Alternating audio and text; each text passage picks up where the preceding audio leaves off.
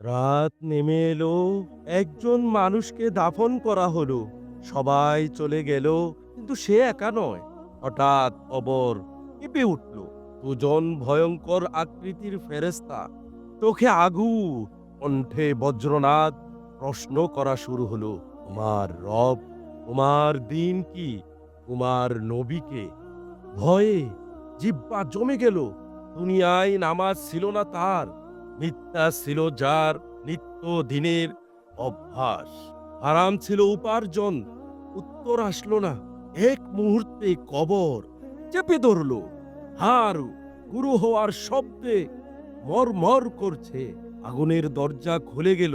সে চিৎকার করলো, হে আল্লাহ, দুনিয়ায় ফিরে দাও, আমি আবার তোমার এবাদত করে আসব। সময় শেষ। আজও সুযোগ আছে, তওবা করো।